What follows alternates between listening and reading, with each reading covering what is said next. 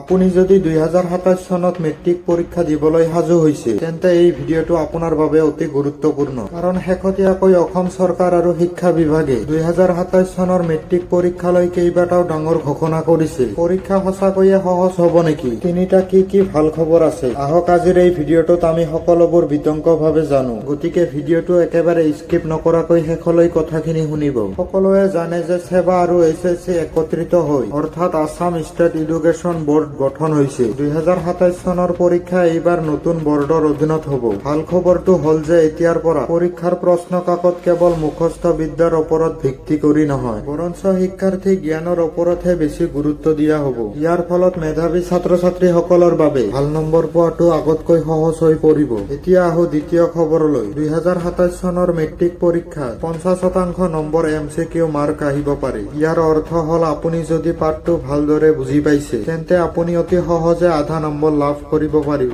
এই পদ্ধতিয়ে ছাত্ৰ-ছাত্ৰীৰ মাজত থকা পৰীক্ষাৰ ভয় বহুখিনি হ্ৰাস কৰিব। আৰু এতিয়া আহো আটাইতকৈ ভাল খবৰটোলৈ। এতিয়াৰ পৰা কেৱল বছৰেকীয়া মেট্ৰিক পৰীক্ষা নম্বৰে সকলো নহয়, গোটেই বছৰত আপুনি স্কুলৰ পৰা পাৰফৰ্মেন্স, ইউনিট টেষ্ট আৰু প্ৰকল্পৰ ওপৰতো নম্বৰ যোগ হ'ব। ইয়াৰ ফলত যদি কোনো কাৰণত কাৰোবাৰ মেইন পৰীক্ষা অলপ বেয়া হয় তেতিয়া স্কুলৰ পৰা পোৱা নম্বৰে তেওঁক বহুত সহায় কৰিব। মুখ্যমন্ত্ৰী হিমন্ত বিশ্ব শৰ্মা বাৰে কৈছে যে ছাত্ৰ-ছাত্ৰীৰ ওপৰত পৰীক্ষা মানসিক বোজা কমোৱাটোহে তেওঁলোকৰ মূল লক্ষ্য। গতিকে 2027 চনৰ মেট্ৰিক পৰীক্ষাৰ্থীসকলৰ বাবে, সকলো ছাত্ৰ-ছাত্ৰীৰ বাবে এয়া সোণালী সুযোগ। আপোনালোকে এতিয়াৰ পৰাই পাঠ্যপুথিৰ প্ৰতিটো অধ্যয়ন বুজিবলৈ চেষ্টা কৰক। পৰীক্ষা সহজ হ'ব ঠিক আছে, কিন্তু তাৰ বাবে আমি প্ৰস্তুত থাকিব লাগিব। আপোনালোকে কি ভাবে? এই নতুন পৰিৱৰ্তনে আপোনাক সহায় কৰিবনে? কমেন্টত আপোনাৰ মতামত জনাব নাপাহৰিব। আৰু এনেকুৱা আপডেট পাই থাকিবলৈ আমাৰ চেনেলটো ছাবস্ক্ৰাইব কৰিব নাপাহৰিব। ধন্যবাদ।